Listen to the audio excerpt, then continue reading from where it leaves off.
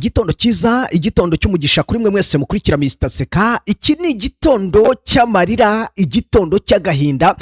Leta ya Kinshasa itangiye gukoresha indege muri uru rugamba rwaha mu burasirazuba bwa Repubulika Iharanira Demokarasi ya Kongo. Ubu tuvugana ibintu byamaze kuba bihinduka, n'amakuru ngiye kugenda mva imuzini muzingo, ndaza kwerekeza muri Kivu Amajyaruguru mbabwire uko situation ihagaze muri Walikare, mbabwire uko situation ihagaze muri Masisi, Rubero ndetse na Rucuro. Ibintu byamaze kuba bihindura isura. Umutwe wa M23 nanone wongeye kugabwaho ibitero nanone kandi na leta ya Kinshasa ikoresheje indege zitagira abapilote ndetse na Sukhoi 25. Amwe mu makuru ngufitiye asibyo gusa kandi ndakubwira ukuri ko ndibuze ko ndi kumwe na bwana Sina Makosa uherereye ku butaka bwa Repubulika Iharanira Demokarasi ya Kongo, mu rwego rwo kugira ngo tukubwire uko situation ihagaze mu bice bigiye bitandukanye, ndetse turaze kurekeza muri Kivu y'Amajyepfo naho nkubwire uko situation ihagaze cyangwa se uko situation iramutse. Amakuru ndi kwakira kugeza magingo ya igisirikare cy'u Burundi. Igisirikare cy'u Burundi muri Kivu y'Amajyepfo byamaze kuba nabo mu byukuri ngo bibabana ibibazo bikomeye cyane. Umutwe wa M23 wafashe icyemezo cyo gukura drone mu bubiko, byemejwe na General Sultani Makenga bitewe nuko n'umundi babona leta Kinshasa ikomeje kugenda ikora amarorerwa. Hanyuma areka nakire n'umundi Sina Makosa ku murongo wa telefone uherereye hara ku butaka bwa Repubulika ya Demokarasi ya Kongo, kugira ngo atubwire ese biramutse bite, ese byifashe bite n'umundi muri ibice, dore ko ngo indege zakamejeje. Bwana Sina Makosa ngo hayikaze muri iki gitondo, bimeze bite aho ngaho mu burasirazuba bwa Repubulika ya Demokarasi ya Kongo? Kamakuru ari kungira hari uko leta ya Kinshasa yongeye gukoresha indege muri uru rugamba. Murakoze cyane. Nubundi ntago bukeye neza navuga muri access zigiye zitandukanye, kuko indege zongeye kuhagurutswa mu birere bigiye bitandukanye, yaba ari territoire ya Walikare, yaba ari territoire ya Rubero, yaba ari territoire ya Masisi. Na nongeye kumvikana ibiturika biremereye cyane biri guturitswa na za drone, kugeza maginga bigaragara ko noneho urugamba rwongeye gufata indi ntera, rwongeye gufata indi sura, kuko kugeza maginga ya ibintu ntago byifashe neza muri rusange. Namwe makuru tugiye kugenda tugarukaho, gusa we na mbere yo kwinjiramo reka dusabe abatarama badukurikira badukandire kuri like kuko ni ibintu biri budufashe cyane. Bakande kwa kantu kameze gutya, ngira ngo bamaze kukabona kabisa, ni like ubundi twikomereze. Bwana Sina Makosa, nyemerera amakuru yacu tuyahere muri Kivu y'Amajyaruguru. M23 ngo nyuma yo kugaragaza imbaraga zidasanzwe, Felix Antoine Tshisekedi yamaze gutegeka ko hafungurwa drone nshya zigera ku 100 yari yaraguze, ndetse n'izindi yahawe n'Ubufaransa zitangira gukoreshwa mu rugamba rwaha muri Kivu y'Amajyaruguru. Ubu tuvugana bikaba bivugwa ko ngo Walikare iri kuzengurukwa na drone, ariko ngo M23 nayo ntago yicaye gusa, kuko ngo yatangiye kuzihanura kugeza magingo ya bikuva ko zigera kuri 2 zagiye ku butaka, ariko ngo aracyagaragara n'izindi drone nyinshi. Situation imeze gute, iramutse gute n'ubundi aho ngaho muri Kivu y'Amajyaruguru bwana Sina Makosa?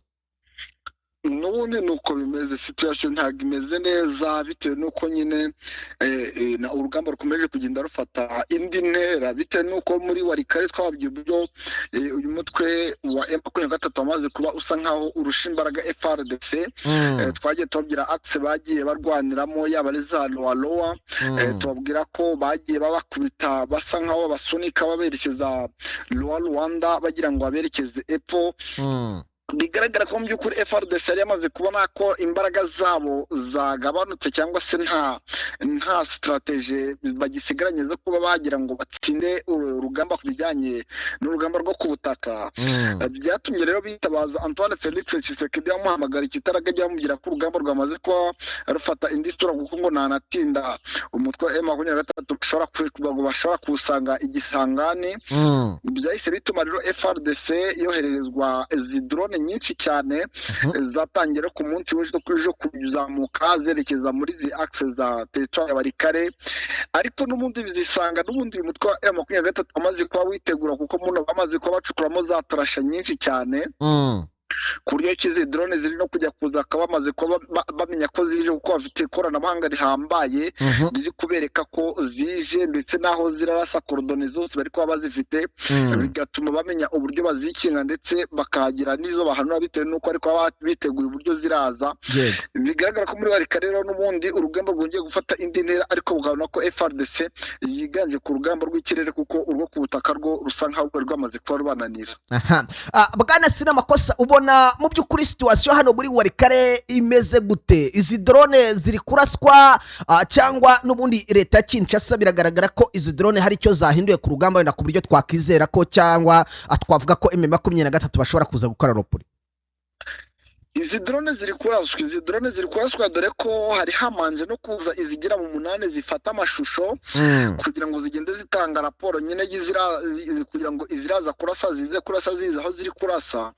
Nyuma y'uko hamanje kuza izitanga amashusho n'ubundi zitanga amashusho zigera muri enye zari zamaze kuraswa, iziza kurasa nazo ziza ari nyinshi cyane kuko zari zaje zigera muri 6 nazo egiri barazirasa.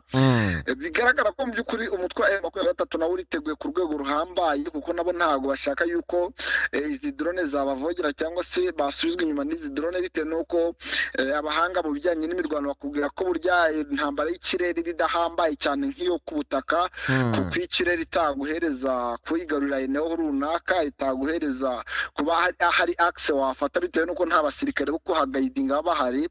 N'ubundi bakakubwira ko kuba FRDC ikomeje kugenda itsindwa ku ntambara y'ubutaka bishya bishyira kuba n'ubundi M23 irakomeza kuwakisera kwerekeza za Rubutu na za Tingitingi.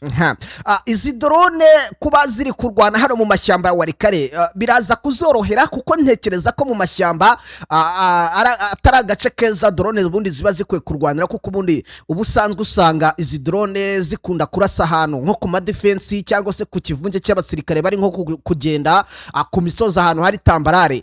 Mw'aya mashyamba ya Warikare, Bwana Sinamakosa, biraza koroha ko leta ya Kinshasa igera ku ntsinzi ikoresheje izi drone? Biragoye kuko n'ubundi izi drone ni ukuza zikarasa zikagenda, ariko ni ukuvuga ko ntabwo ariko ari kuvuga ngo wenda bagiye kurasa ahantu navuga hahuriwe abasirikare benshi wenda bari kuri parade cyangwa se wenda mu birindiro byabo, ni ukuza zigapfa kurasa aho zirashe. Bigaragara ko nyine nta n'ibihambaye ziri kuba zakoze, bitewe nuko nyine nta n'amakuru ahagije ziri kuba zifite kuho zigiye kurasa. Bikagaragara ko n'ubundi nta kidasanzwe zibuze kuba zikora, ku buryo twakwitega ko zishobora kuba zatsinda urugamba. Hari ikindi kintu kiri kwibazwa n'abari kubona ibi bitero.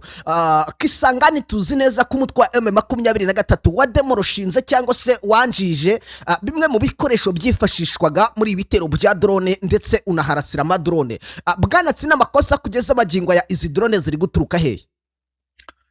Urabona haracyari amaerodrome menshi cyane haramwazira axe, ntago wavuga yuko hariya ariyo aerodrome yari ikomeye cyane cyangwa se icyo kibuga cy'indege gikomeye cyane cyari gihari gusa ku buryo wavuga ko zabura aho zifashishwa ahandi. Kuko yaba ari ahangaha nko muri Pinga na ahantu zifashishwa cyane zikabasha kuba zakoherezwa, yaba ari muri Karemi hari aho zituruka, yaba ari ahangaha Gisangani naho zirahaturuka. Ukabona ko izi drone zo ntabwo bisaba ko ikibuga cy'indege aba ari kinini kugira ngo zikoreshwe, kuko iyo hari aka aerodrome gatoya cyane bigashobora kuba hari aho bashobora kuba bazitegurira, bashobora kuba bazikoresha. Ubona ko n'ubundi kuba Pinga ikirimo ahangaha za Gisangani za Karemi n'ubundi hose hari aho zigikoreshwa, bitewe nuko nyine bagifite aho kwitegurira hanini hagari. Sinaho gusa wageza Rubutu naho hari amaerodrome bamaze kuba bahashyira yo kugira ngo izi drone zifashishwe. Ukumva ko mu by'ukuri ni ahantu hateguye henshi cyane kugira ngo bajye bahifashisha muri rusange. Ku ruhande rwa leta ya Kinshasa turi kubona isa nkaho noneho iri gukoresha drone, ariko ntitukibona Sukhoi, ntitukibona indege nka za Helicopter ziri kwataka. N'ubwoba cyangwa M23 yahavugutiye umuti? Ntabwo twavuga ko yahavugutiye umuti 100%, kuko n'ubundi hari izindi Sukhoi ngo zikibitswe, ariko n'ubundi zisuka akaba ari ziri mu bintu byahenze Gisegeti ndetse n'aya Helicopter. Ariyo mpamvu ngo abana afite ubwoba kuko bazi yose yayanira ku mirongo y'urugamba icyarimwe, ngaba bafite ubwoba yuko ishobora kuraswa noneho agasigara aramara masikya ku bijyanye n'urugamba rw'ikirere, nta kindi yakwiramiza. Ariyo mpamvu ari kujya agenda nyine yizigama akoresha aya madrone asa nkaho yoroheje kugira ngo arebe uko biraza kuba byerekera. Ariko n'ubundi ngo isa n'isa dushobora no kubona n'ubundi izi suko cyangwa se ziri kuba utazongera kuba zahaguruka mu zari zasigaye, dore ko inyinshi zo zari zagiye zishiririzwa. aha. Usibye iyi mirwano iri mu kirere, ndetse M23 amakuru akaba avuga ko drone ebyiri yamaze kuzihanura. Ku ruhande rwo ku butaka cyangwa se ku mirwano yo ku butaka ho bimeze bite hano muri Warikare bwana Sinamakosa? Ku mirongo y'urugamba ku butaka ho kwa kundi FARDC yamaze kuba ikuramo akayo karenge, yamaze kuba yerekeza za Rubutu, n'urubundi urabona ko kuba na drone bari kuzuriza mu hazira access za M23 ko bazi ko nta basirikare ba FARDC bakirimo. Bigaragara ko FARDC mu by'ukuri yamaze kurozinga, yamaze kubicika intege kuko mwamashyamba yakubiswe bikomeye cyane, harimo abasirikare benshi cyane bagiye bagwamo, harimo abakoloneli, abakapiteni, abamajoro, byahise bituma FARDC nyine icika intege muri Warikare. Ubona ko ariyo mpamvu nabo bafashe umwanzuro wo gukoresha amadrone bitewe n'uko intambara y'ubutaka yo basa nkaho bahatakarije abasirikare benshi cyane, ndetse no guta icyizere muri rusange. Inshuti bakunze Mr. Seka, nguko rero ko ibintu biramutse hano muri Warikare, urumva mu kirere byakomeye, situation yahindutse. M23 iramukiye mu cyitwa umuriro wa drone, ariko mu by'ukuri iri kugenda nazo izishyira hasi imwe ku yindi. Bwana Sinamakosa, nanone reka nibutse abantu, hari abantu batari badukandira kuri like, mudukandire kuri like kuko izi like nizo ngirakamaro. Ubundi nagakwe kubasaba gusharinga, ariko nukanda kuri like uraba n'ubundi ukoze share, kuko turabona recommendation, amakuru abashe kugera kuri benshi hirya no hino ku isi. Bwana Sinamakosa, reka nanone twongere twinjire mu yandi makuru mu bice bigiye bitandukanye, yaba Rubero, yaba Masisi, yaba Rucuru. Uraza guhitamo aho dutangirira kugira ngo mu by'ukuri dukubite tubangura kubijyanye na update ziramutse muri Kivu y'Amajyaruguru ku by'imirwano. Yes, update karamundi duhere muri territoire ya Masisi, territoire ifite imbibi na territoire Barikare, n'ubundi naho ni hafi cyane, no tubabwire ko hari ama axe yabyukimwe intambara. Ubwo turavuga nk'iyi axe navuga yahangaha muri Zahembe hongeye kumvikana ibiturika cyane muri iki gitondo, nyuma yo kubasirikare ba Wazalendo ndetse na FARDC bakomeje kugenda mu by'ukuri hariya bagerageza kugira ngo barebe ko bafata iyi misozi miremire ya Zahembe, barebe ko bakwinjira no hejuru muri imisozi ifite ubutumburuke bwo hejuru, ariko byakomeje kugenda bigorana kuko urabona ko FARDC ikomeje kugenda navuga n'ubundi kwitwa umusubirizo, urabona ko bikomeje kugenda bigorana. N'urugamba rero n'ubundi muri iki gitondo rwari rwafashe indi ntera, aho M23 ikomeje kugenda iburizamo ibitero biremereye cyane FARDC iri kugenda igabaho ahangaha rero muri Hembe na Miyanja, ndetse n'ahangaha ukamanuka epfo na za Gise naho ngo ntago byoroshye. Bigaragara ko mu by'ukuri mu masaha imbere dushobora kuba turi kubazanira ripoti ya Risasi na Majeruwe, kuko abo twavuganye nabo bari ahangaha bari kutubwira ko n'ubundi ngo isasu ririmo rivuza ubuhuha, ndetse ngo abaturage benshi bakaba bakomeje kugenda bamwe banahatakariza ubuzima bitewe n'uko hari ibisasu FARDC iri kujya igenda irasa, bimwe ikabirasa mu baturage, ikarasa aho ibonye, bigatuma hari abaturage bakomeza kugenda bahagwa muri rusange. Bigaragara ko rero muri territoire ya Masisi naho ntabwo ibintu bimeze neza muri rusange. Ku bijyanye na ripoti ya Risasi na Majeruwe, nta Wazalendo ziri kuhagwa cyangwa se wenda bamwe mu bayobozi bazo? Kugeza ubu nta makuru turahabwa bashobora kuba bagoye ku rugamba, kuko ni urugamba rwatangiye mu masaha y'isa 11:15. Urabona rero n'ubundi abaturage muri aya masaha ntago baba bari bagera aho byabere kugira ngo baduhereze ripoti ya Risasi na Majeruwe.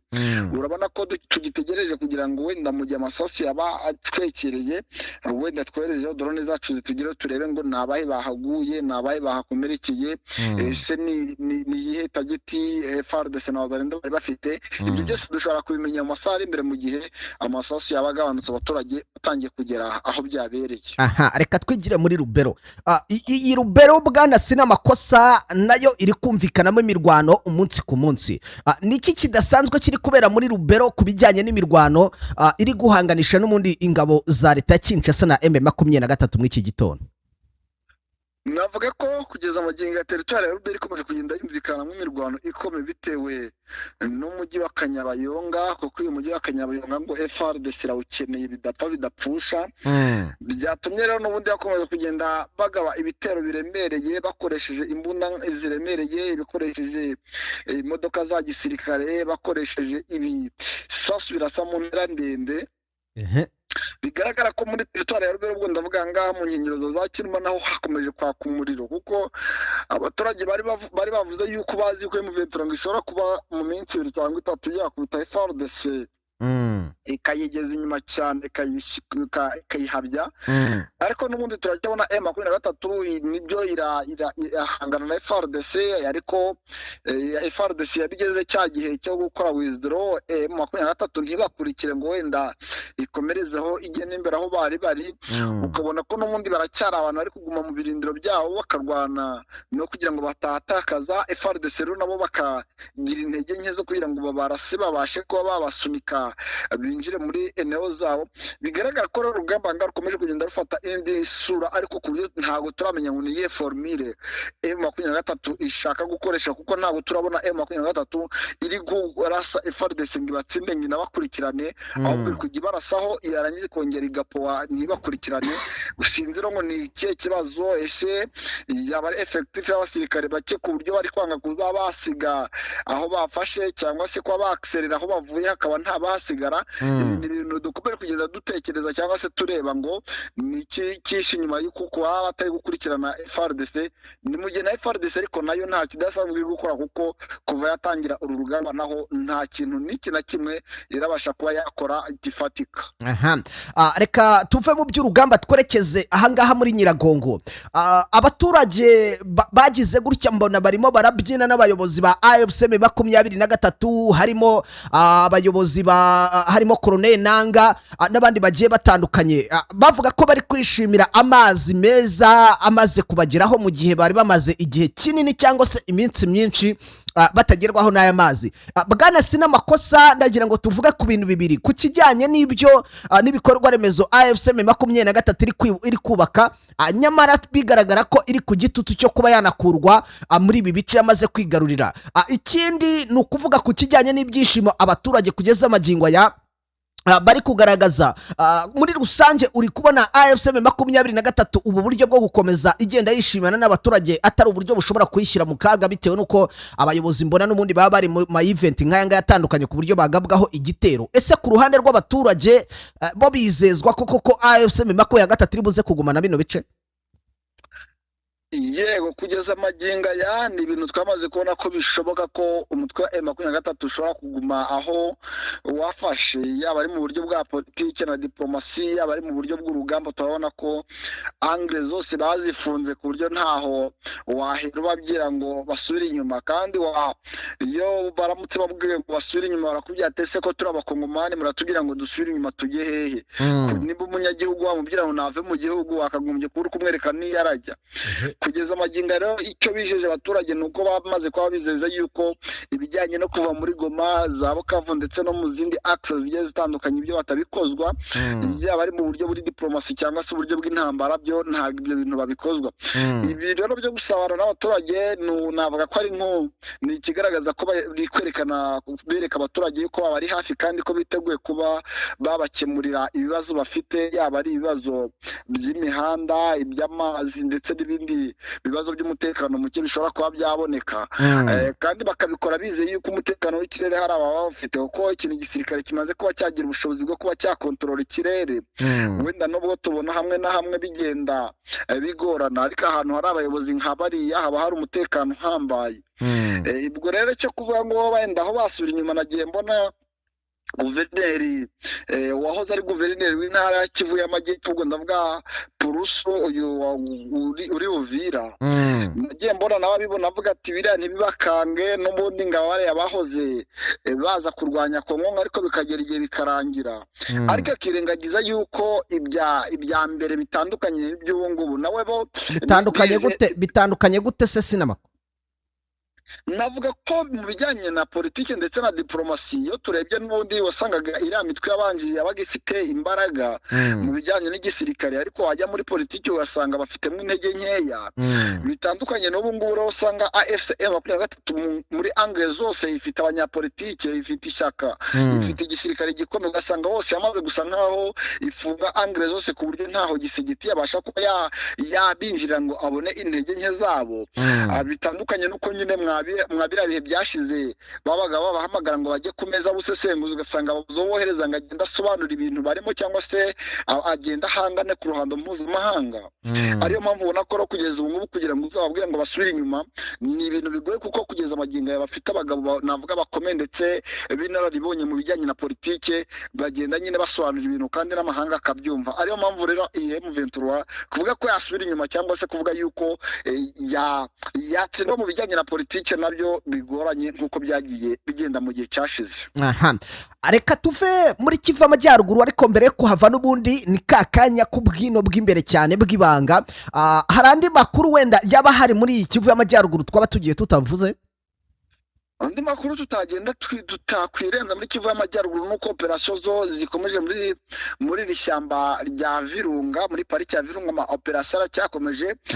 FDL zikomeje kugenda zihahurira n'uruva gusenya. FDL nyuma yuko burya nazo zikurikirana amakuru yacu, nyuma yuko bumvishe ko tubatangarije ko operasiyo zo kwinjira muri teritwari Nyiragongo by'umwihariko muri iri shyamba nabo ngo bagiye bacukura za tarashi bakinjira rwose mu myobo bagahera umwungu M23 yagenda ikababura.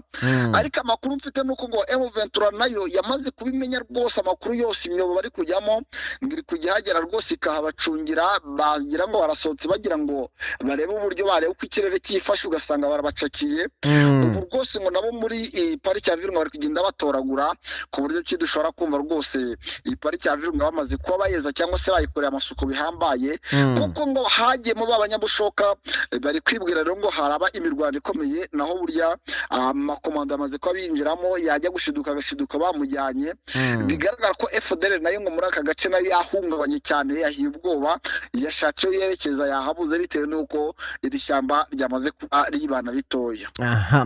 Ngayo nguko rero nguko uko Kivu y'Amajyaruguru bihagaze cyangwa se biramutse muri iki gitondo. Bwana Sinamakosa, ndagira ngo unyemerere duhite twinjira muri Kivu y'Amajyepfo, duhere muri teritwari ya Karehe. Aha muri Karehe tuzi imirwano ikomeye yahabereye mu minsi nk'ine ishize, ariko tuza kumva ko M23 ya gatatu yahagaruye amahoro. Kugeza magingo yaharamutse hate umutekano ku ruhande rw'abaturage ku bijyanye n'imirwano bimeze bite Bwana Sinamakosa muri aka gace? Muri aka gace nyuma yuko M23 zarumbishe yari yamaze kuba ihagarura umutekano, ariko Cyambobo byongeye kuba bibi kuko haje drone, ndetse izi drone ziraharasa bikomeye cyane. Bigaragara ko abaturage harimo n'abaturage benshi bagiye bakomereka, harimo abaturage bagera muri 3 bahakomerekeye ndetse umwe ahasiga ubuzima. Ibintu byongeye kuba bibi, urabona ko noneho izi drone nazo ngo zongeye kuba zihungabanya ibintu ahangaha, n'umutekano urahungabana cyane. Nagiye mbona abantu bahangaha za Cyambombo bari guhungira ku mucaca, abandi bafunga ibintu bari kujya hano muri za Shanje.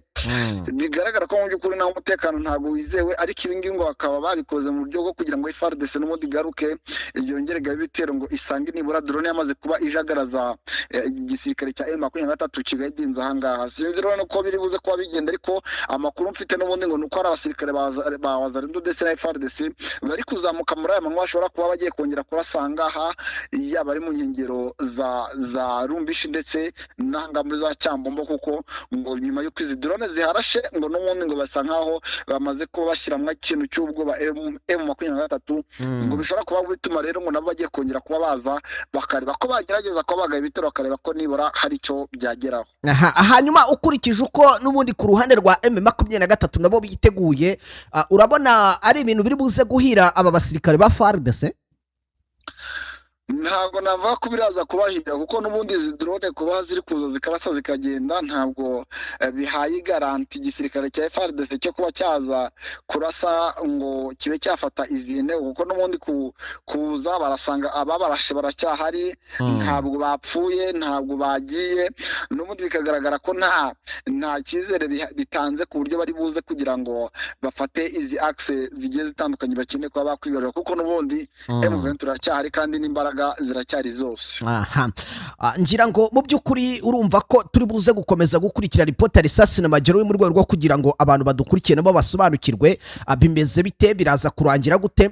Hanyuma reka tujye ku makuru akomeje guturuka mu bice by'indondo biherereye muri grupoma ya Bijombo muri teritwari ya Uvira hano muri Kivu y'Amajyepfo. Amakuru agaragaza ko ngo ingabo za leta ya Repubulika Iharanira Demokarasi ya Kongo azifatanyije n'igisirikare cy'u Burundi ngo n'indi mitwe n'ubundi nka Wazalendo na FDLR kama kawaida ibyo ngibyo basanzwe babizi ko bakorana bangaba. Amakuru rero avuga ko ngo haramutse icyitwa isasu, icyitwa imirwano ikomeye cyane by'umwihariko mu duce twitwa Gongwa, Mitamba, Bigogoma ndetse no mu nkengero zabyo hakaba hakomeje kumvikana ibisasu biremereye cyane, ndetse hakaza n'ibice nka za Gatanga, Kanogo ndetse na Murambya. Bwana Sinamakosa, ku ruhande rw'iki gisirikare cy'u Burundi tuzi isanganya ryababayeho muri Bujumbura, ibikoresho biratakara, tuzi gushwana kuri hagati ya Felix Antoine Tshisekedi. Gufatanya urugamba bisobanuye iki hano mu burasirazuba bwa Repubulika ya Demokarasi ya Kongo batizeranye? Ese ibi bitero byaramutse hano mu ndondo byo bihagaze bite? M23 yabashije kubarasa, bimeze bite muri rusange? Ni ibitero bikomeye cyane byagabwe n'ingabo za FARDC ndetse bafatanyije n'abafatanyabikorwa babo ni FDLR, ni Wazalendo, ni igisirikare cy'u Burundi FDNB.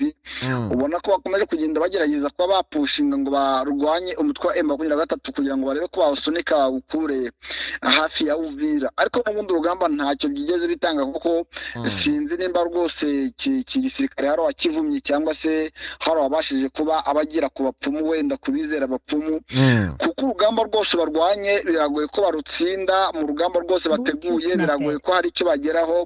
Sinzi ngo ni ikibazira iki gisirikare cya FARDC, ubona ko rwose menya Imana yaragikuyeho amaboko, kuko urabona ko nibyo bari kurwana ariko kurwana ntacyo biri gutanga, kuko urabona ko uyu mutwe wa M23 ukomeje kugenda navuga ubababaza cyane, ubakubita vibaya sana kuko hari kubarasaho hirya no hino.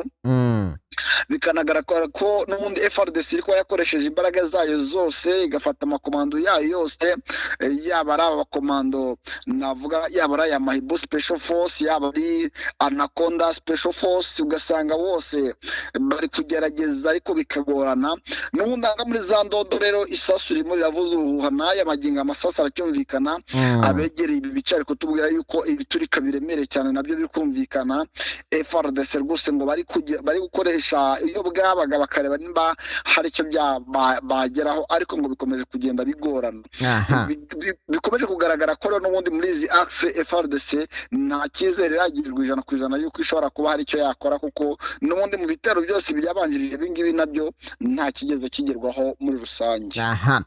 Bwana Sinamakosa, ngira ngo tugana ku musozo, sinzi nimba hari amakuru wenda yandi waba ufite y'ubwino y'imbere kugira ngo tunagane ku musozo. Yes, turi kugira ngo tugane ku musozo. Hari inkuru idasanzwe ahanga muri Minembwe, aba ofisi bari ahanga muri Minembwe bamaze kuba bahamagara Antoine Felix Tshisekedi Chilombo bamusaba kuba bava muri Uvira, bamusaba kuba bava muri territoire ndavuga ya Uvira, yaba ari mu mujyi wa Uvira, yaba ari hejuru Minembwe za Fizi. Ngo bitewe nuko ngo bamaze kubamenya yuko abasirikare babo bari kujya bagwa ku nzira, bakagwa bagiye kuvoma bagasanga baguyeyo, abagiye gushaka ibyo barya hirya mu giturage bakagwayo. Ngo byamaze kuba bijagaraza igisirikare cya FARDC bitewe nuko ngo bashaka kuba barinjiriwe batabizi.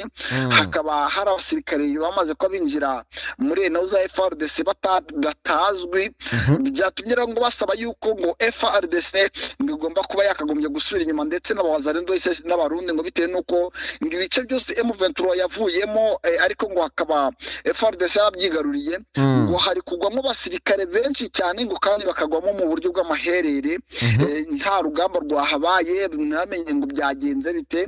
Bakaba bavuga ko rero mu by'ukuri ngo Antoine Felix Tshisekedi Chilombo ngo nabahereze itegeko ryo ko basubira inyuma bave muri ibi bice, kuko ngo bakomeje kugenda batakariza abasirikare benshi cyane.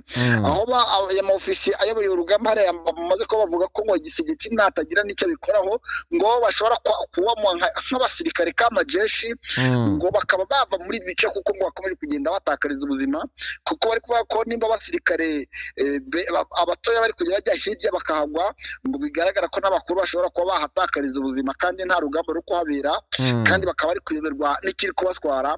Ibi rero bikaba byamaze kuba bituma ahangaha abasirikare nabo batari kujya imbizi na leta ya Kinshasa kuko ngo babarushye mu muriro bababwiye ngo baze kuba muri eneo M23 yarekuye naho uburyo ngo hari n'imitego bagiye batega ikomeje kugenda iri gutwara abasirikare benshi. Sinzi rero niba gisegeti aremera ko abasirikare babasha kuba basubira inyuma ngo ibice nimbura bibe bisubiremo M23 cyangwa se bibe byonyine cyangwa se nimba arakomeza kubahata ngo bahagume kuko nabo bamaze kuvuga yuko ibi ngibi byo batari buze kuba babyihanganira. Bwana Sinamakosa, reka ngushimire tuze gusubira mu makuru y'igicamunsi utubwira ripoti ya Risasi n'Amagerewe. Asante sana.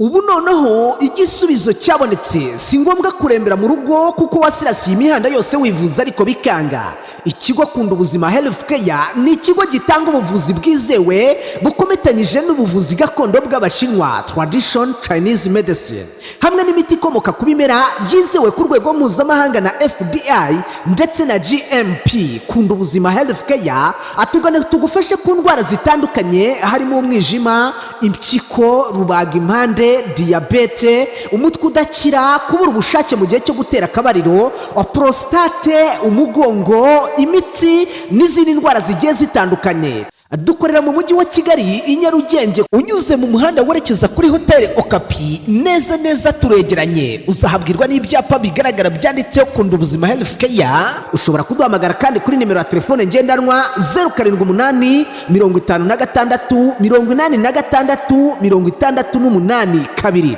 Ushobora kandi kuduhamagara kuri 0782 86 55 15. Kunda Ubuzima Health Care, ubuzima bwanyu inshingano zacu.